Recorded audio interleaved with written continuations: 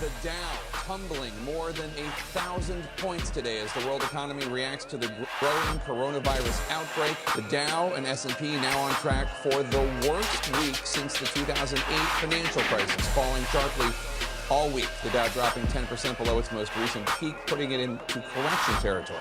Well, clearly this is super significant. Jaw-dropping to see the Dow fall over 1,100 points. And this is especially significant because look what happened last week. Just last week, we saw the major indices hitting all-time highs. And it just took 10 trading sessions for the Dow to go from an all-time high to a correction, which happened today, which is a 10% fall from a recent high. Even when stocks are reaching those lofty highs, there was a lot of concern that traders would kind of be in for a rude awakening because there was a lot of complacency about the coronavirus. Well, now that rude awakening has come because, Jake, more than $1 trillion in stock market value has literally been wiped out. There's a lot going on right now around the world. The world seems to be on fire, and I felt led to at least discuss what is going on. We see that they are declaring this virus a worldwide pandemic, and it seems like today they have their scapegoats. Just this week, the market dropped almost 2,000 points and lost $1.7 trillion in value. So naturally, many people are getting nervous because there's a lot of uncertainty in the air. So what I want to do is briefly give my take on what we are seeing and provide some perspective. So, is it time to panic? Understand this. If you don't take anything else away from this video, please take this. It is never time to panic. It's always time to be prepared and ready. It's time to have your house in order and your relationship with the Most High intact. It is time for you to get rid of all idols that are in your life. Anything that is in a higher priority than your relationship with Elohim. But it is never time to panic. But that is easier said than done, especially if you have not been mentally preparing yourself for the changes ahead. I always say evaluate things with the end in mind. When you evaluate events from this perspective, all these moving parts will not distract you. If you're following their narrative, you will be distracted. So, what is the end in mind?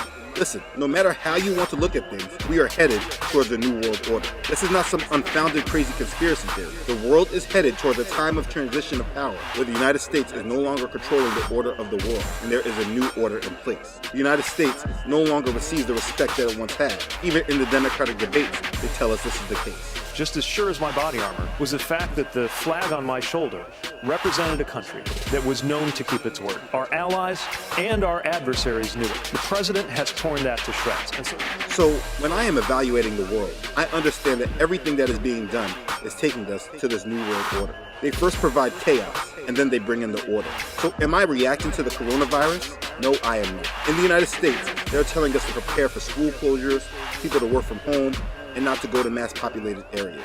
When I hear things like this, for me, it's not a reason to worry. It's just confirmation of the times that I have been preparing for. If you have been listening to my videos, I would hope that you have been preparing too. Now, I'm not talking about prepping and all that, which I always do advise with, but I'm talking about mental preparation. It's about having the right expectations for the future. Because if you live with this expectation, these kind of events won't really shake you, because you expected it. You see, they want us reactive, not proactive. So make sure your mental is right and you're ready for what's to come. The problem is that so many want to be optimistic and they feel that's a strength. The strength comes from actually being realistic and dealing with the reality in front of you. Ignoring all the challenges ahead of you is not strength. Some people think that this virus is biblical and a confirmation of the book of Revelation, just like with the locusts. I don't believe that. In regards to the locusts, Revelation chapter 9 says that they will reach everyone on earth, not with the seal of Elohim. And that's not the case today. And the virus is more of a scapegoat than anything else. They can use this crisis to be a scapegoat for many things. You see, I've been expecting a market collapse for a few years now. If you don't understand why,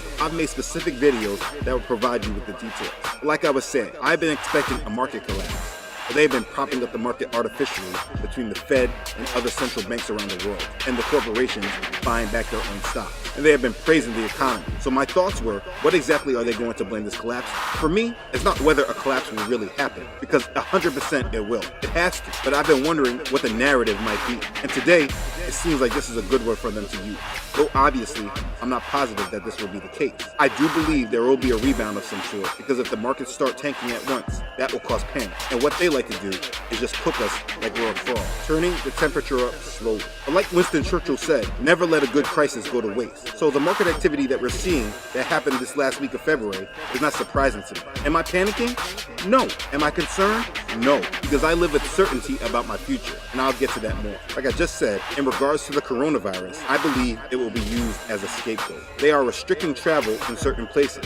They are saying that because of the virus, they have to change the economic forecast for the world. Already in San Francisco, they have declared a state of emergency, which I'm certain other cities will follow. They are planning on canceling the Olympics in Japan if the virus doesn't get contained. It feels like they are placing the world on lockdown. Everyone is getting locked in place. It's funny because there was a movie called Contagion, released in 2011, that showed a virus that came from China that affected the world. What's going on today feels a lot like that movie. My advice to everyone is to be prepared as much as you can. Have food and water in your home.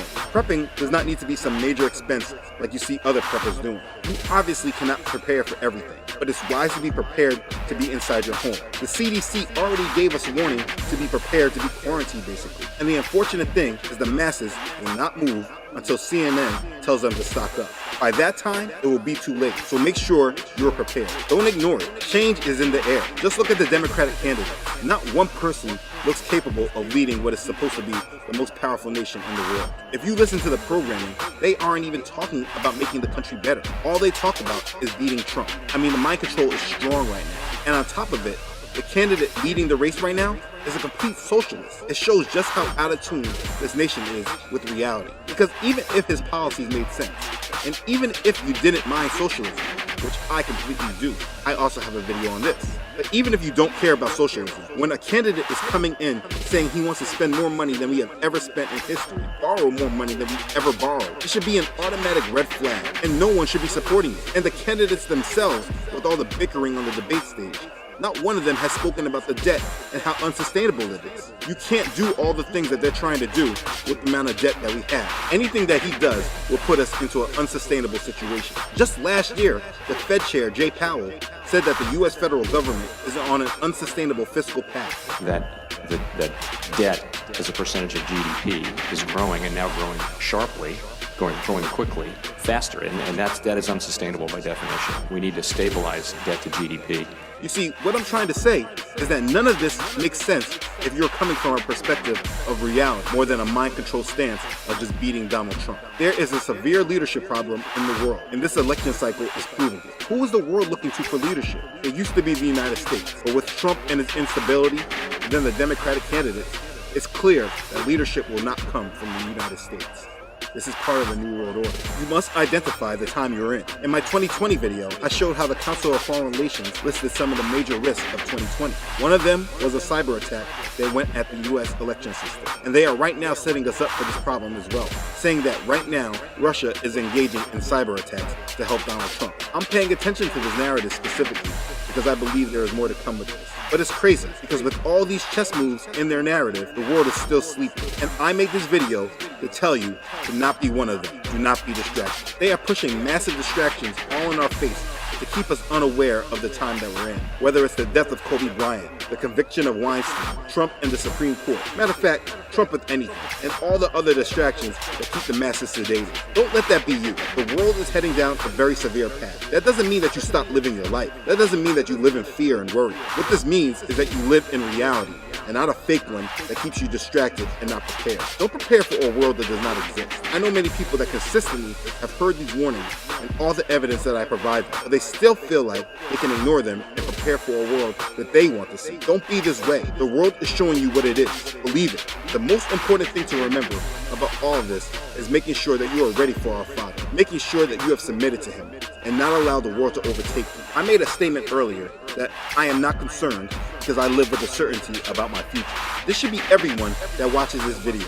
And if it's not you, you need to make it so. Because if you're secure in your relationship with the Most High, then there is nothing to fear. And the situations today actually brings excitement more than anything, because we will soon receive the rewards that are awaiting us, and will go to the place Yahshua has left to prepare for us. But the fact is that the devil has been working hard against us, making many of us lukewarm, so that Yahshua will vomit us out of his mouth, or making us not really truly know Yahshua, having him say to us, I never knew you. The devil introducing many of us to a false Messiah that comes through the traditions of men. The devil has placed idols in our lives that many are blinded by. and don't even recognize that are there. He has given us false doctrines or false teachers that give us a false sense of security because we are not taking the time to develop a personal relationship with our Savior.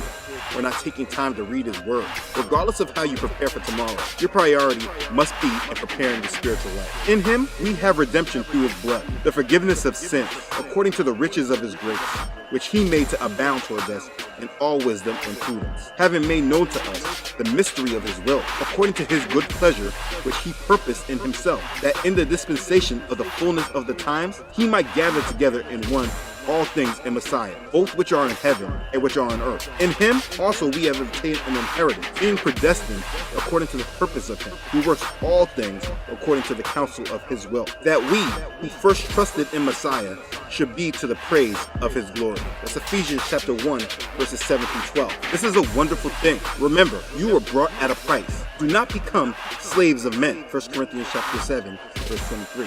This is not a time to play games and do a wait and see. You never know when our Yahshua is coming. Don't say you're not going to prepare because you don't have to. This is not wise. Understand, if people never prepared, they would never have been in Israel, because Joseph, who believed in Elohim, would have not advised Pharaoh to stock up for the drought, and Jacob and his sons would have died. My point is that we must be ready for anything. You must live with proper expectations.